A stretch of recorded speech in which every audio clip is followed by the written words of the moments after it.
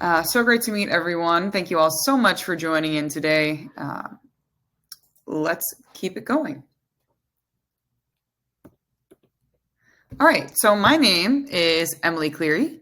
I am a few things. My main contract right now, I'm a contractor, first of all, and I have an LLC. So I'm a senior UX researcher at Edward Jones. So I work in finance at the moment. It's like an investment firm. I'm a UX educator and mentor, currently at Designlab. I have taught for a University of Miami design program, University of Wisconsin-Madison design program, Boca Code, where I built the UX curriculum and taught the program as well. I'm a business owner, so my LLC is called Cleary Co. And I'm a speaker, so I like to speak however I can and give back to the design community. I like to speak at different conferences and things like that. I'm actually going to my first TEDx talk in like 2 weeks, which I'm excited about. Not speaking, just attending, but excited about that. I have a master's in sociology, and I graduated a UX UI program from Ironhack back in 2018. I love music, so outside of this tech life, I am a working musician, so I gig a couple times a week. I release music under an alter ego, like dance, R&B, soul music, blues as well. I'm really into wellness and healthy lifestyle, and I really love mangoes, and it's mango season right now, so I'm looking around for different trees to take mangoes from. I live in Miami, so that is how I'm getting all those mangoes everywhere. I have experience from working with different companies. Like I said, I've done a lot of contract work. I've done full-time work as well, but I did a contract with Avis rental cars last year. I still freelance with Pininfarina, so I was with them on a contract part-time basis. Now it's more freelancing. Pininfarina, the architect here, maybe you know about Pininfarina. They're very well known for industrial design. So I've worked in all sorts of different aspects of UX design. I'm enjoying what I do right now at Edward Jones and an agile product team. It's a great experience. All right, so enough about me. Let's move on to what we're going to do today, what we're talking about today. So I will give a brief introduction to design thinking because I see most of you here are designers and have a design experience, so I don't want to spend too much time on that.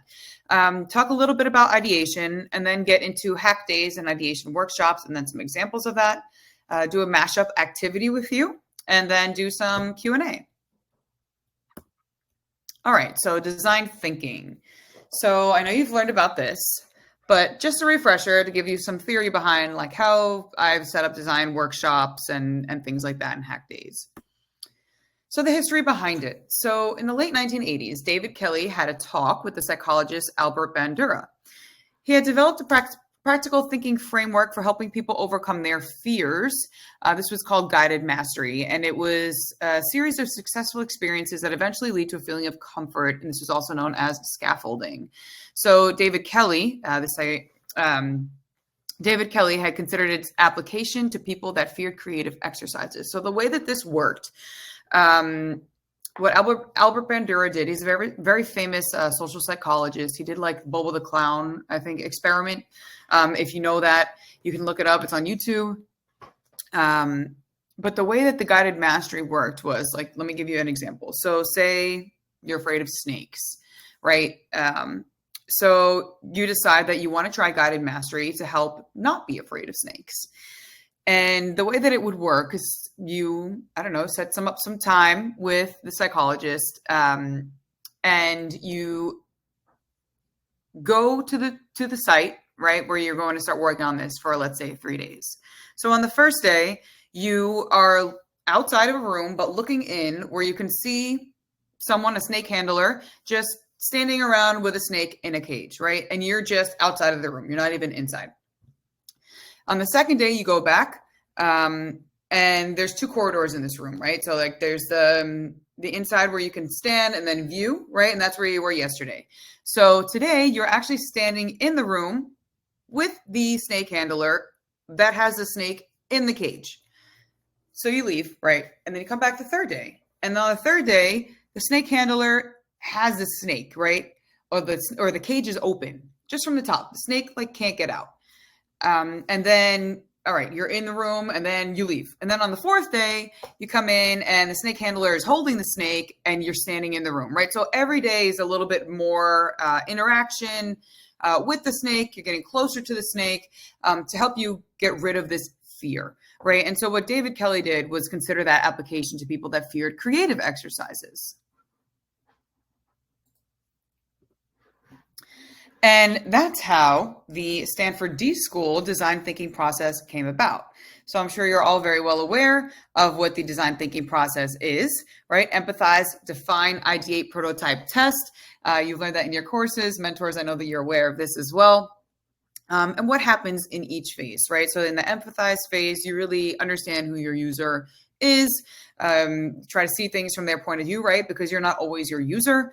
And then you get into the define phase, after you've done some research on your users and you build those personas, understand what those pain points are, doing some, affinity mapping, things like that.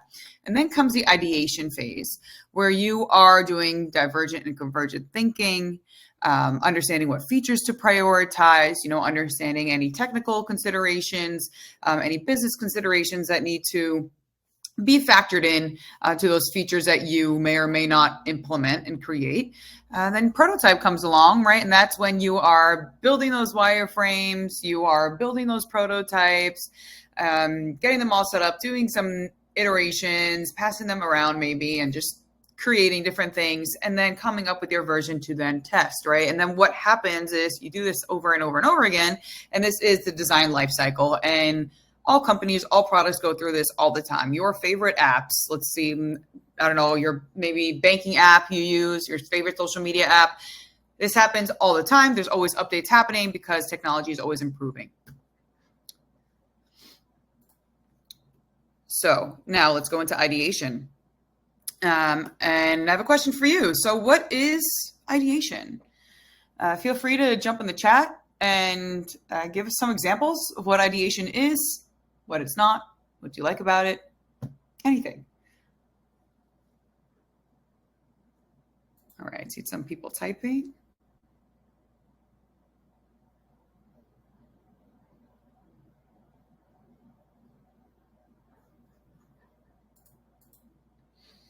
Ideation is brainstorming, definitely, right? So pulling all those things out of your brain, those ideas out of your brain to come up with something new or something that works, that fits a mental model of users. It's forming ideas. Yes, absolutely. Problem solving, totally.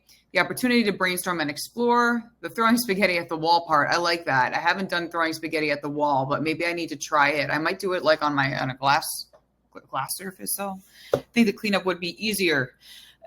Thinking process, flow of ideas, looking for patterns. Yes, all of this is correct. All great answers. Thank you so much for your participation on that. I have a couple of sentences here on what ideation is. So it's a formation of concepts or ideas, right? And it's a creative process where designers generate ideas in sessions like brainstorming, like workshops, the third stage in design thinking. Participants gather with open minds to produce as many ideas as they can to address a problem statement in a facilitated, judgment-free environment. This photo is actually of me when I was in UX design school. Ideation was always my favorite part of the process. It still is, especially coming up with ideas that maybe you wouldn't think to come up with, like worst possible idea or mashups, things like that. So some ideation activities. Brainstorming, right? So a couple of you mentioned that. Also brain writing, brain dumping, all kind of the same thing, just like kind of depends on how you get it on the paper. Worst possible idea. So this is coming up with the things that would be the worst thing that you could possibly do. That would probably not solve the problem, but by getting all of this out, you can come up with some ideas, like really divergent ideas that might be a great innovative way to solve the problem. That's why I like that one, because it really gets you thinking in a different way. Mind mapping, which I'll show an example of that on the next page. It's similar to brainstorming, just kind of, again, like I said, how you set it up. Sketching and storytelling. Some people prefer to do like like crazy eights or like rapid prototyping to start coming up with ideas and things like that. Telling a story. Could be storyboarding as well to ideate, right? And then mashups, which are fun and which we will do later on. So love the worst ideas session. So fun. Yeah, I agree with you, Bethany. Some of the things you come out with are really funny. And it's like, how do we even think of that? But when you start putting those things together, sometimes they make sense. So you just never know. All right. So this is just a very pretty example of like a mind map. It could be seen as brainstorming, brainwriting. Brain dumping is like more of a list, just getting everything out really quickly. But this is a really nice one with images and things like that. I mean, I don't draw.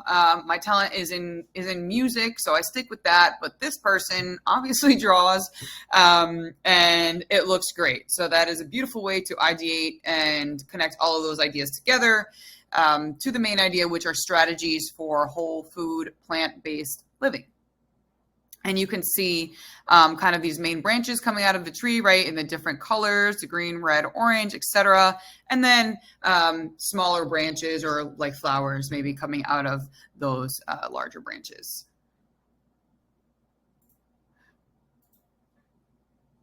All right, so another way to kind of start ideating is with a how might we. So I'm sure you're all aware of what how might we's are, but they're short questions that serve as seeds for launching ideation and create opportunities for design. The example here states, how might we make the entrance to the school feel more inviting and safe? And you can see there's some post-its here that, whoever created this was likely ideating on, like no metal detectors, right? So maybe that doesn't feel inviting, but it provides safety. Gentle was a word they had here. Going through a maze, maybe that feels confusing. Nice security guards, people cheering, right? That might be inviting. So this is also an idea of a worst possible idea, maybe. So how do you make people feel invited? Do metal detectors feel inviting? Maybe not. So that could be an example of how they threw that in there. I do have a little video on this one. Actually, I don't. I think I took it out. Oh, I do. Okay. All right. So that's this one. I think the slides got out of order. Let me go ahead and share this, and hopefully you can hear it.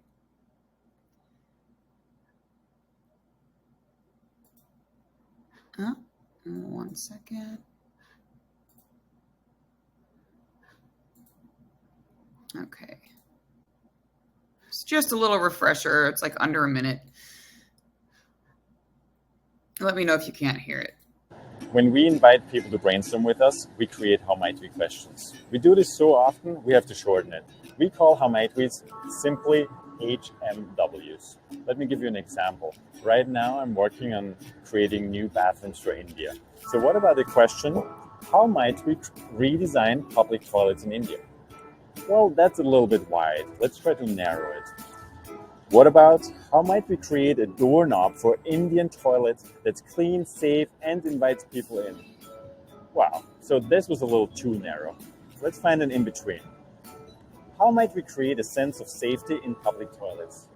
Well, that works. See, it takes a little bit, but this one allows the right amount of creative freedom. So I love that it showed the process of coming up with a how might we that's smaller and then, larger and then a little bit too narrow and then coming up with one that's kind of in the middle. And I think this is really important. Like for us, a lot of us understand how might we's and how they work. But if you're doing a hack day or you're running an ideation session with people at an organization or your job that don't know anything about this, having a little video like this could really help. And setting up how might we questions for the beginning of the ideation would be extremely helpful because it it sets the scene. It helps people understand why we do certain exercises. I've experienced this firsthand with larger companies who really didn't understand why we were doing ideation workshops, and they didn't understand how to get started. But when I started with the how might we, they're like, oh, okay, now I kind of get it, and they started just going on and on and on and on, had too many ideas. So I think it's helpful especially when it comes to helping people with this who are not already aware of what it is. Okay, and let me go back to this one because I got out of order. Apologize for that. All right, and divergent thinking. So this is what I wanted to bring up so you can start thinking about this for our exercise that we're going to do later. It's a really fun exercise. I love it. I love to see the answers that people come up with. So divergent thinking is a thought process or cognitive strategy that involves generating multiple varied and creative solutions to a problem or exploring a wide range of possible answers to a question. So this requires creativity, multiple solutions, open-ended explorations, and perspective of ideas, fluency, flexibility, originality, the ability to generate new ideas, ability to think beyond conventional boundaries. So I really like this because you can technically, I guess these days with AI, right? You can throw this kind of idea like, make me something that combines X and Y and Z. And AI will give you that. But how might we allow ourselves to think that way without AI? Because it's going to be really helpful for us in situations, not only in design and work, but just in life, like coming up with quick solutions. That could be really helpful for us. All right, so hack days. So what is a hack day? A hack day is, it's defined as a one-day event where teams can work on whatever they'd like that will help improve the organization overall. Normally it involves some coding, but it doesn't have to if you're running an ideation workshop. So hack days are kind of built off of the idea of like a hackathon, which if you're not familiar, a hackathon it could be anywhere from a couple hours to like 3 days, or it could even be like a full, like a 5-day sprint, right? The Google Ventures 5-day design sprint, where you come up with a new idea that is based on a prompt that's given you, or like if you work for an organization, just things that you might think that could be improved, right? And you create those things in a limited amount of time. So that's kind of what the idea is based on. But when it comes to being in an organization, it doesn't have to be that. So it could just be running an ideation workshop. And this is kind of how I took this idea and implemented it into the organizations that I was working with. Because we didn't have developers. They weren't like technology organizations. They were more just design-based, industrial design, architecture, things like that, coming up with ways to create innovative products, but without like coding them. So that's what I am basing this on. And there are many benefits to a hack day. So everyone benefits, as Oprah says over here. Teams break out of their normal work life, right? Which is really nice. It allows you to get out of that every day, kind of doing the same thing, thinking the same things, writing the same emails. Gives you some new life at work. It encourages working with new team members, right? Maybe people that you've never met before, especially if you're in a really large organization. Fosters creativity and innovative ideas. Promotes relaxation and problem solving, and it dismantles hierarchies, right? Because at that point, you could be on the same team as, I don't know, a C-level. And it helps to just see those people who have maybe a different title than you, or have been in the company longer than you, or have more business acumen than you, as just human beings, rather than, a senior US researcher versus a CEO. So I think it's really great on the human level. So how to run a hack day, UX Ideation Workshop version. So you define the goal of the workshop first, right? Like, what are you trying to do? Just improve anyone can try and improve anything, right, on their teams. The goal can be whatever it is. Maybe there's different goals for different teams. Just kind of depends on how you're running it. You're choosing the audience and creating the teams, coordinating a time and date beforehand, right? So kind of like the back end admin stuff, picking a topic, theme, or UX ideation exercises, planning a schedule. And we'll go more into this. I have a template that I'll show you. Gathering and organizing resources, any resources you might need, communicating what's needed to participate, running the hack day or ideation workshop, presenting the results, celebrating any achievements, gather any feedback or voting, and then follow up. So also, if at any point anyone has any questions, feel free to throw them in the chat.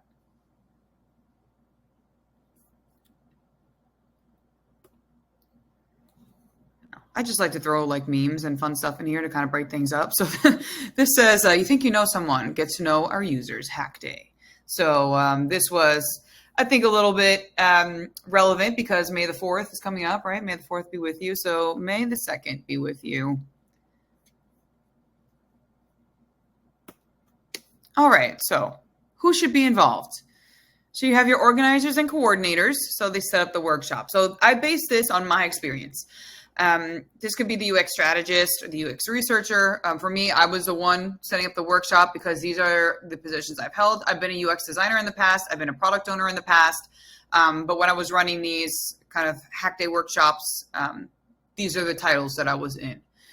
The participants, who is in the workshop? The product team, the UX team, content team, any stakeholders. So when I did a couple of these specifically, it was between the agency I was working with and the client that we were working with. So for example, I did one with Oshkosh. I did one with Bridgestone Firestone. I did one with trying to think of all the organizations, Cisco Technologies. So I've done them with a couple of different organizations, and that's what I mean by stakeholders, any stakeholders from their end that also had to be in the sessions, because they have a lot of subject matter expertise that maybe we don't have because it's not our organization. Drivers, so people who can inspire innovation, right? So it's the product team that's like setting up the how might we's. Maybe the UX team as well, the accessibility specialist, right? So currently on my team, it is an agile team. We have an accessibility specialist. We have like a content specialist. We have business analysts, product owners, product manager, UX researchers, UX designer. So we have all of those like siloed roles. It hasn't always been that way in the past. In the agency, it was like just me. So I had to come with all the knowledge that I had to try and fill all of these roles. The influencers, they encourage participation, right? Your UX team, your cheerleaders, say if someone is getting stuck, to kind of go around and help them and understand, maybe how to move forward, give them some inspiration. Mentors as well, providing guidance, but also technical support, right? So for example, in my team now, the devs understand, the developers understand what we can do technically and what we cannot do technically. The business analysts, BAs, also understand this. The POs, product owners, or the product manager, they understand this. They understand what the business is doing at a larger scale, and if and when we will be able to do things. Also legal and compliance, which I forgot to add here. Can we legally do that? Does this follow compliance standards? Especially in finance, right? Because finance it's a strict industry. And then SMEs or subject matter experts. So those people also have the best knowledge of the business. This, depending on your organization, might also be your business analyst. It might be in the same role. The financiers, so they have access to the budget. So leadership or specific members on the finance team, depends on how your organization is set up. To just, understand if you're working on an ideation workshop or hack day that is based in a budget, right? It's important to have them to understand like, okay, can we actually work around that? Can we actually include that? If you're not, and it's just kind of a free for all to come up with great ideas, and then it's kind of processed and looked at later by legal, by compliance, by finance, then you don't need it. Sponsors. So this is optional. Sponsors and judges are optional. So provide financial support or prizes for the hack day, right? So if you're running this as like an organization-wide thing and people can just come up with, maybe there's one big topic that we're all working on, and then there's prizes at the end for the top 3 ideas that or products that people come up with, and there's judges to help evaluate those sessions and decide on the winning ideas. Then that's when those people would be necessary and nice to have. Otherwise, you don't need it. You can just stick with like the top 5 people.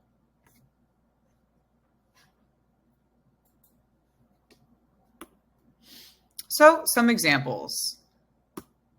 I'm going to play this video for you. So this is a hack day. This was a real estate company that I found that they did a hack day, and I thought this was a nice example to show. So I'll go ahead and play this now.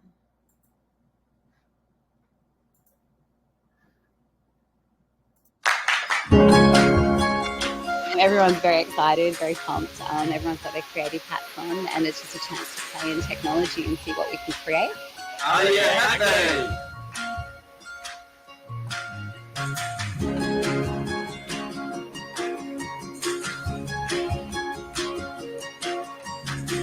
Hack day brings out everybody's inner geekdom. The hack days go back to a number of companies. Yahoo, all sorts of people in the States have done it. It's about unleashing the invention capability of the people who work for you.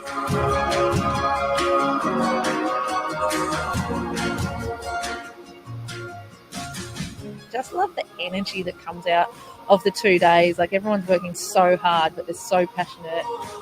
I would love to have a product that everyone looks at and goes, wow, that's awesome. As an employee, it's really inspirational to see that we can all contribute and add value to the company.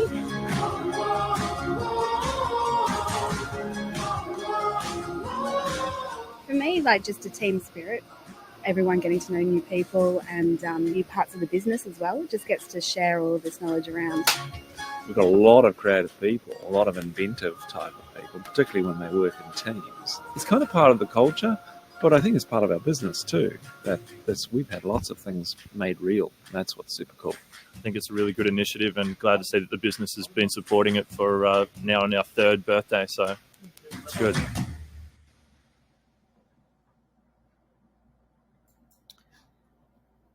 So you can see the kind of effects of the hack day, how it's implemented in real businesses. It was mentioned that Yahoo has done this as well. I don't really know the state of Yahoo right now, but I know it's not as big as it used to be.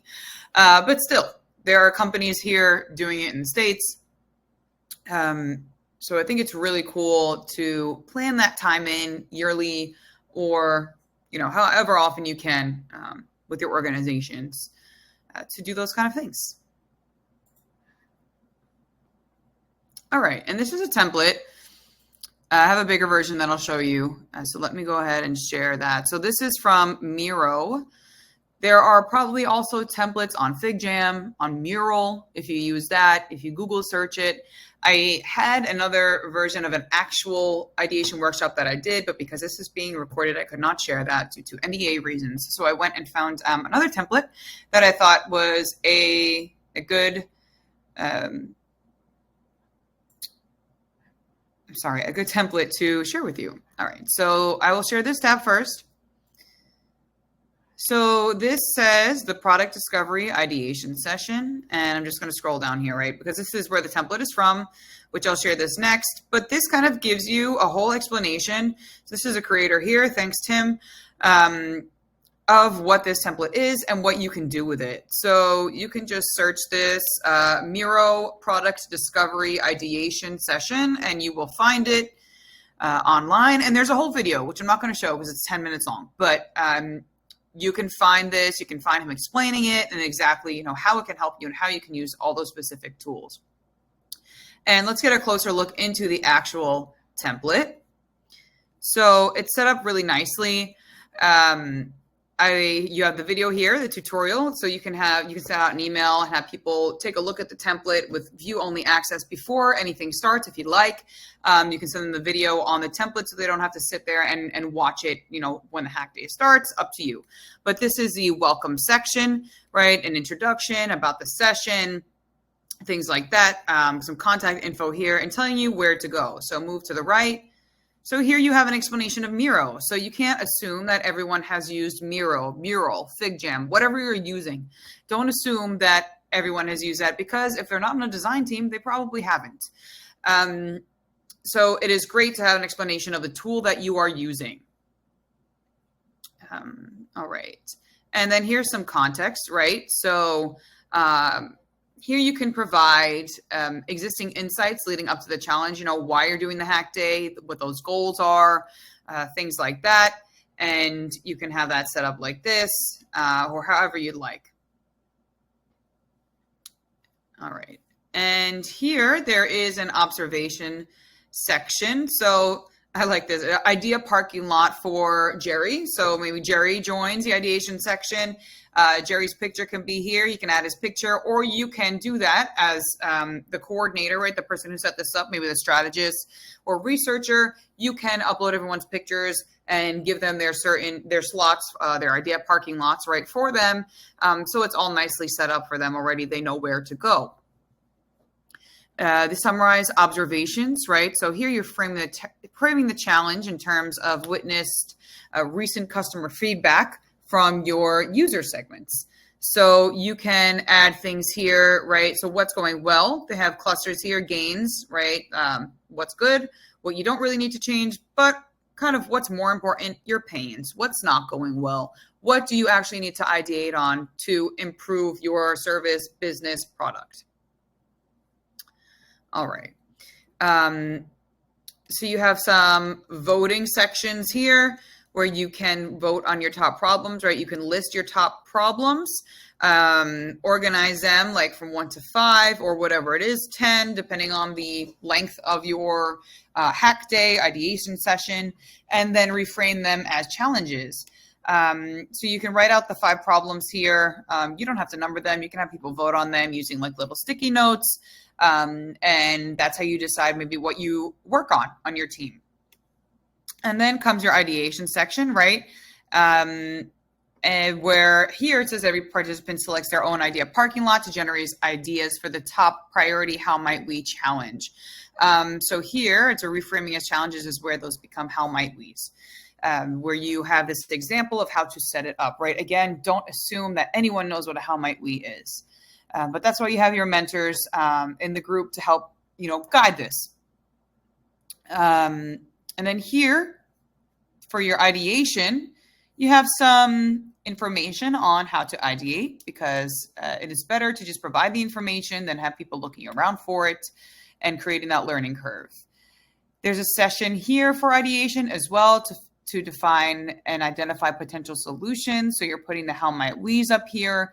Give everyone a couple of minutes to just brainstorm solutions for the challenge and challenge people to come up with at least 3 ideas, right? You could hide maybe what people are adding here so they're not copying ideas, so you can get as much out of everyone as possible. And then you can go ahead and move over these idea parking lots over here so people are not like going back and forth on the board, moving things around accidentally, things like that. Again, another voting section where you can vote on solutions, how you would best solve the how might we challenge. You can give 1 to 5 votes per person, depending on how many people you have, how many ideas, things like that. And then once you have those, let's say top 3 or they have top 8 here, your top 8 voted problems, you can then prioritize those solutions, right? So this is your must have, should have, could have, won't have. I know this as Moscow. Here they have it as, now, how, and no. So this is a prioritization chart. In any sense, a prioritization chart, effort and impact, right? This is important because if you're dealing with financiers, technical considerations, business considerations within your workshop, then this is a great version of this to have. And then once you come up with your, your top ones now, let's call it, or must-haves, then you regroup. So you can bring the results of this session to your main working space. And maybe this is the end of your ideation session, right? If you have developers and it's more like a hackathon, maybe, and designers, maybe you start creating that thing, or you start strategizing that thing. But this is how you get to the idea. And this is how you show everyone and encourage everyone to get those ideas out on paper and to think differently, right? Convergently, divergently, together, helping each other. All right, going back to the chat here. Question for later. Can organizers and mentors also participate to the brainstorming? Elizabeth, I see your question. Yes, I think so. I totally would. I have done it where I have not and where I have. I find that because I was the organizer and the mentor, I have a lot of ideas because I have the knowledge base of UX design that maybe some of the stakeholders don't have at these, other companies that I was doing them with. They valued my ideas that I had, right? So the goal was overall to come up with something innovative, great, that we could partner with them, on. It wasn't to show them how to think, although that's what happens in the process. The main goal was to understand what we can create. So they did appreciate what I had to say and my thoughts on them, because I am maybe just a little bit more used to thinking this way than they are. It's maybe a little bit newer to them. So that is the reason why I say yes, and I encourage it. But again, you can decide. It's up to you. Some organizations don't want that, don't want you voting. Maybe I wouldn't vote on something. So maybe that's where I would drop out. I would just contribute to the ideas and have them vote on it, because they understand their knowledge base more. They understand their tech considerations, business considerations, money, what the big picture is. They know that more than I do. So maybe I'm not voting, but I'm definitely contributing idea-wise.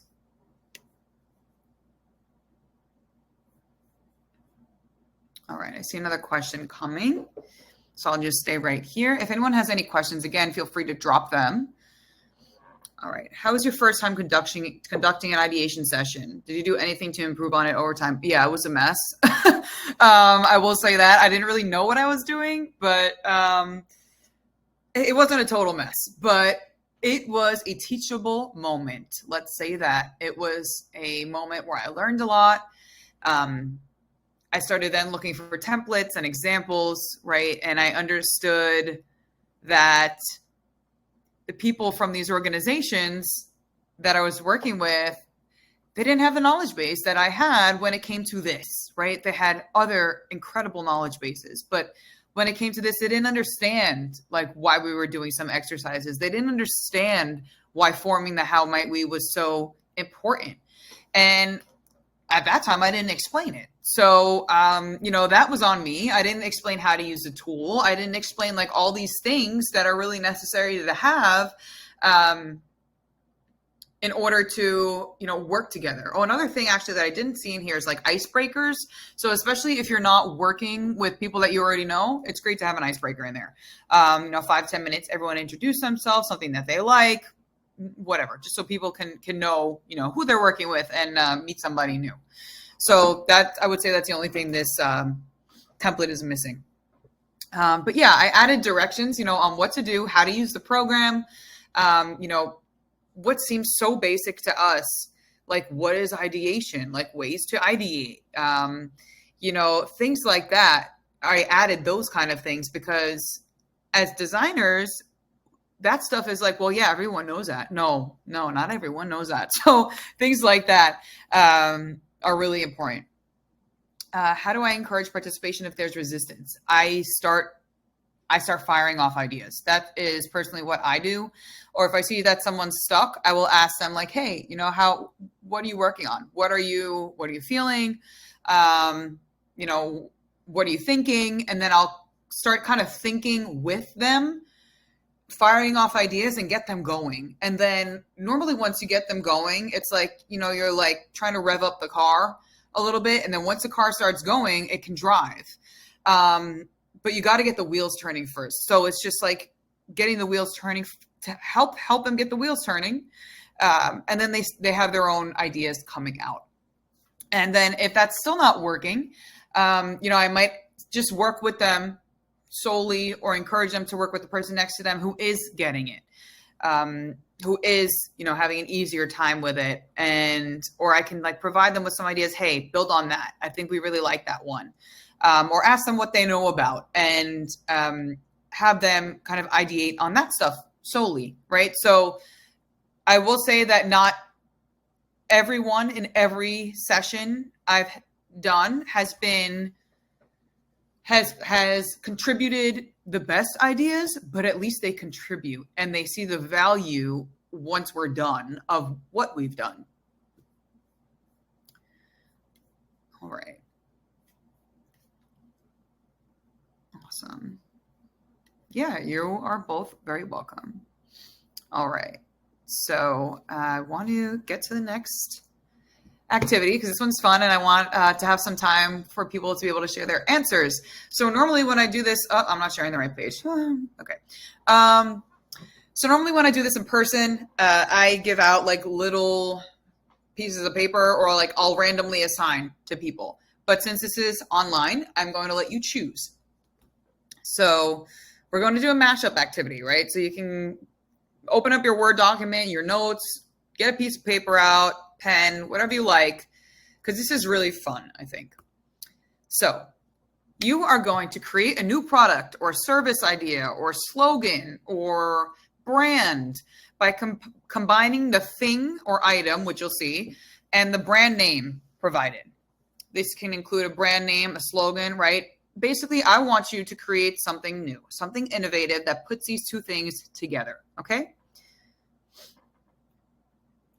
So this is the first one. So the brand, choose one brand. I'll give you a couple minutes to choose a brand and try and stick with your brand, right? So try and challenge yourself. Once you see the things or ideas, try and stick with the brand that you chose.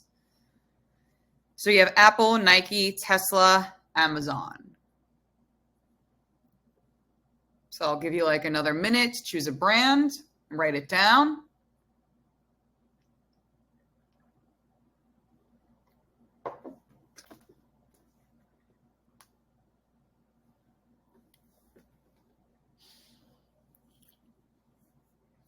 All right. I'm going to go to the next slide. If anyone needs me to go back, just let me know. Throw it in the chat. And now choose the thing. A mug, a mattress, yoga, or a microphone. Mug, mattress, yoga, microphone. Just one brand, one thing.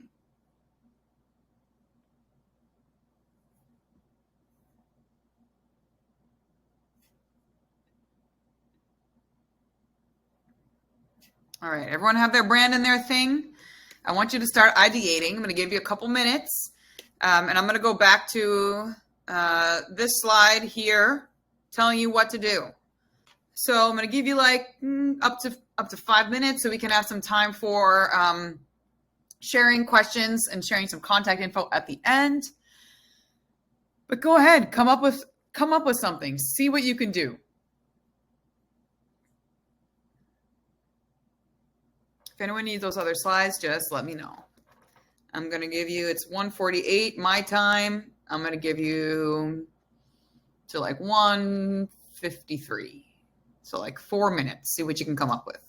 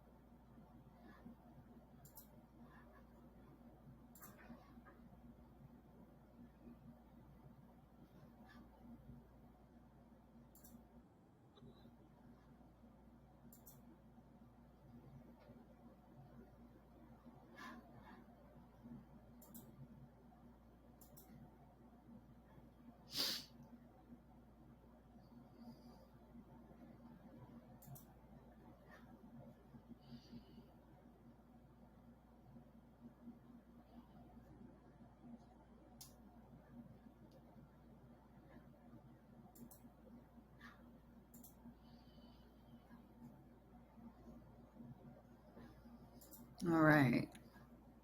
Does anyone have anything that they're ready to share?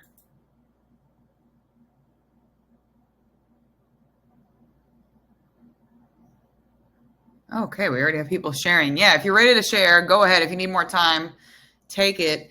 Let's see, what do we have here? Cardia, I like it. I was like cardio. Okay, cardio. Cardia is a new Tesla model built by women for women. It's convertible, and you can lower the back seats to do your yoga session before or after your ride. All right, so Elizabeth, you chose Tesla and yoga. That's awesome. I love that. You have a name. You have a quick description of your brand and what it does. That sounds great. All right. ML, you have Nike and mattress. All right. A mattress with Air Max cushioning. Clear and see-through visible technology. Helps you get enough sleep for your workout ahead. Comes in special collection colors and drops. That's awesome. Air Sleep, Actress, Air Mat, Air Rest, Air Dream. Air Sleep, Actress. Are these all like tags or like different drops? Maybe ML. I'm not sure what the bottom is, but I love the idea of that. Oh, were those different names that maybe you were thinking of? Okay, but that's really cool. Yeah, no worries. Got it. Cool. That's cool. I love it. So I'm a sneaker girl myself. I'm originally from New York. I was really into the sneaker scene at one point. So I love that. The drops and the special collection colors. It's fun. Imagine like buying a new mattress every month. Oh my goodness. Okay. Apple mug, Carrie. Apple mug called iSip tells you the temperature of your beverage, tracks how much water and liquid you drink, reads your messages to you while you enjoy your favorite beverage. Love that. I like the part where it reads your messages to you while you enjoy your favorite beverage. Because I'm imagining the Apple mug, like, you know, I don't know, using it in the morning and checking your emails, and it's just reading it to you instead of like you being on the phone. So it helps you get rid of a hand or free up a hand. Very cool. Love that. Okay, Bethany. Apple Zen Watch, a specialized watch specific to yoga with apps that track breathing, heart rate, stress levels, and apps such as guided sessions, breathing exercises, and meditation sessions. That's really cool. Sorry, this chat keeps going up. You guys are throwing such great ideas in here. I love the name, Zen Watch. That's cute. Specific to yoga. I'm trying to, okay. Stress levels. I wonder how it would track stress levels, or maybe how you go into the class and how you are afterwards. Maybe how long your breaths are. Things like that. If you're actually doing the yoga breathing, I know it's hard to sometimes stay in the yoga breathing as I do yoga, and sometimes it's hard for me to stay in that. That's awesome. Nike Dunk Z's, a Nike mattress that supports. Whoa, oh, Andrew and ML have the same one. Andrew, what's the rest of yours? What does it support? Love that, Carrie. Maybe you can warm it up too.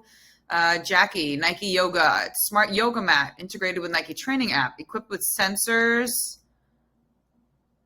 that track your movements and posture and provides real-time feedback. Nike Yoga mat, find your perfect flow. That's awesome. I think that is, so one thing that I noticed, Jackie, or that I like really agree with is like in yoga and in fitness, like I said, I'm into wellness. A big part of why I like to do classes is because I'm sometimes afraid that I'm not getting my posture right. And in the past, I did CrossFit, and that personally wasn't good for me because I would get a lot of the positionings wrong and the postures wrong, and I got hurt a lot. So I think that is really cool. I wish that's awesome. I would buy that in a second. To tell you if your posture is right, based on like where your weight is, I guess. I wonder how it would do that. Great. These are such amazing ideas, y'all. Thank you so much for partaking in this. This is really fun. Carrie, yes, you can set your preferred drink temperature. Awesome. No time for the details. Andrew, okay. Aspiring ballers to up their game. Swaggy designs to make you feel dope. Become a sleep legend. I like that. Sleep legend. That's awesome. Like have nap competitions. That would be cool. who got the best nap in. Jackie, Andrew, and I all did yoga. Awesome. These are all so great. I love all of these. I hope that, you take this and encourage, do this with your friends, do this with your family around the dinner table. It's just fun. You never know what you'll come up with. Andrew and ML, you might have new business here. Maybe you're pitching Nike and you have, mattress drops. Hit up Mischief. I don't know if you know Mischief, MSCHF. I think they did the Big Red Boot and things like that. They do all these strange drops. So I'm sure they would do that one. I love Mischief. I think it's super cool. The experiential marketing company out of Brooklyn. These are amazing ideas. If you don't have each other's contact, make sure you get it so all you guys can continue to create together. All right, so I did want to leave a couple minutes for any questions and just leave up my contact info here if you'd like to stay in touch. I have my LinkedIn there. My portfolio is there as well. My Instagram, I don't so much use my business Instagram. I use more my music one. And then my email. If you'd like to stay connected or anything like that, please feel free. I'd love to. You never know where your next opportunity will come from or who you might need that someone else might know. You never know. So I encourage staying connected with each other and with me. Thank you all so much for tuning in. Thanks so much, everyone. Appreciate y'all. If anyone has any questions, let me know. We've got like 2 minutes.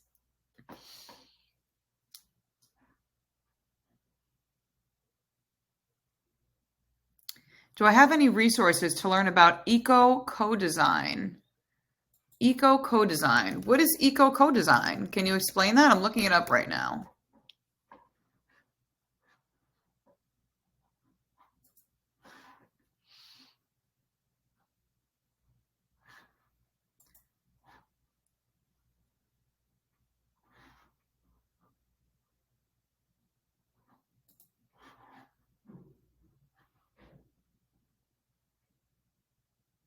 Okay. Got it. That's what I thought it was. Just wanted to be sure. So designing with other people surrounding sustainability, environment, and things like that. Let's see. Let me Google it real quick. I personally don't have anything at the moment, but I would suggest asking ChatGPT about that.